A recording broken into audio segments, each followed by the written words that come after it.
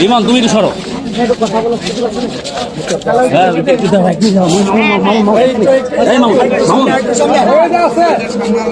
Mamun 1 minute ধরা দাও, 1 minute ধরা দাও, একটা সেকেন্ড। শারীরিক অবস্থাটা কি বলবেন? আলহামদুলিল্লাহ ভালো, কিন্তু একটু উইক হয়ে গেছে। আসলে অনেক কাছে তো মুভি খাই না, আমরা ওখানে নিয়ে যাই। আপনারাও হাঁটেন, আমিও হাঁটি, হাঁটতে দুজনকে একসাথে ভোট দিয়েছেন মামি?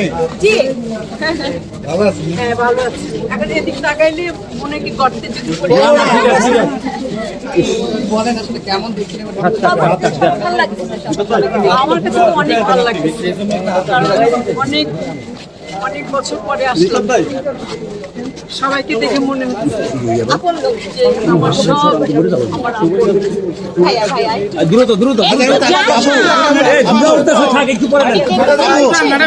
কথা কইছে আচ্ছা, ও আমি একটা কাজ করবো, ওখানে নিয়ে বারান্দাতে বসা করে তখন ইন্টারভিউ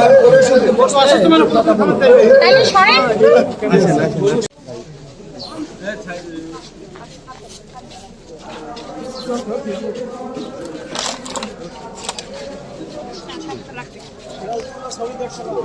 সৃষ্টি করব আমরা আদৌ কি ছিল না, যে কোনো কারণে আমাদের গ্রুপ একটা আছে ইয়াংস্টার, সমস্ত নায়ক নায়িকা যারা আছে তারা ঘুমাইতে পারছে না, ওনারা চলে আসছে। সিনিয়র আপনার ময়ূরিয়া থেকে শুরু করে সবাই অলরেডি চলে আসছে, তাদের ঘুম আসছে দীপজল সাহেবের জন্য। কারণ আপনারা জানেন যে মুভি লর্ড একজনকে বলা হয়, সেটা হচ্ছে মনোজ দীপজল। সে আজকে দাঁড়িয়েছে এবং সে সবার কাছে ভোট চেয়েছে এই প্রথম। সো আমাদের বাংলাদেশের চলচ্চিত্র শিল্পী সমিতির সদস্যরা কেউ ঘুমাতে পারছে না, তার জন্য তাকে এত বেশি ভালোবাসে, তারা সবাই অলরেডি বিজি চলে আসছে।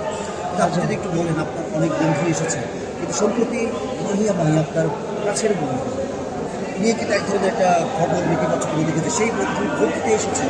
এখন কি আসলে আপনাকে শুভেচ্ছা জানাতে মাহি সহ আরও যারা আছেন তারা ফেসবুকে বা এগুলো এসেছে?